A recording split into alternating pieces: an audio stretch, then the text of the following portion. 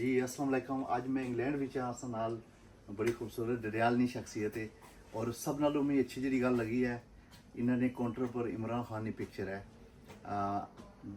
जेह्ड़े असां बाहर रहने वैसे भी इमरान खान ने दीवाने हैं। सिर्फ इन्हें की पूछना कि तुम ये गल दसो कि तुम इमरान खान की इतना क्यों चाहते हो, क्या वजह है? बहुत शुक्रिया जनाब सुनाया, बड़ी खुशी हुई असां मिली था। तो इमरान खान की तस्वीर उत्थे नहीं लगी हुई बल्कि दिल लगी हुई है।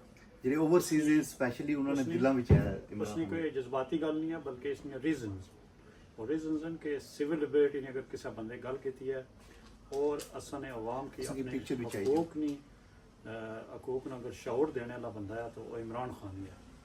और इमरान खान ही है जड़ा आज देखो कि पूरी इस वक्त दुनिया पर उसने बेसिकली नज़रियात न प्रचार किया जाना तुसां तक मौसमी जोड़े हालात न उसने बारे में अगर उन खान साहब ने जो विजन से और तुसां तक कोविड ने दौरान तुसां तक कि गरीबों ने किस मतलब है कि बचाया और इकॉनमी की उन्होंने ग्रोथ की है।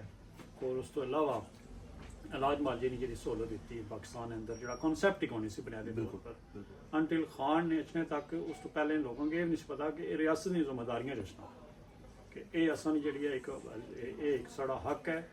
और बुनियादी तौर पर ये जड़ियाँ जानकारियाँ दित्तियां जिला वो फिर जोड़े साहब इकतदार हैं जोड़े मुख्तदिरा हल्के हैं 70 सालों तो काबज साढ़े मुल्क ने पर उन्हें ये चीज़ पसंद नहीं आई और सारे इकट्ठे हुए जिस खान साहब पहले फरमाया सी। देखो खान एक नज़रिए का नाम है, खान एक शख्सियत नहीं है और खान एक जरा नज़रिए का नाम है। और असा ना ये पूरे तरह नाल ईमान है कि इंशाअल्लाह ताला ये नज़रिया एक दिन पाकिस्तान की टेक ओवर कर सी और उसने बाद साढ़े बदल से असा एक गल इत्थे मैं दसां कि असां बाहर जे रहने असां इमरान खान की क्यों पसंद करने हैं क्योंकि असां जी गल बना है असां दिलै विच लगनी है। उसकी वजह है कि असां ये निज़ाम तक ही चुके हैं और असां समझने हैं जी कि असां मुल्क भी इस तरह बेहतर होना चाहिए।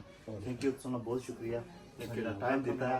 इंशाल्लाह फिर मुलाकात होसी अपनी दुआओं याद उम्मीद है कि तुसां हाई वक्त की इंजॉय कर सो। Thank you so much.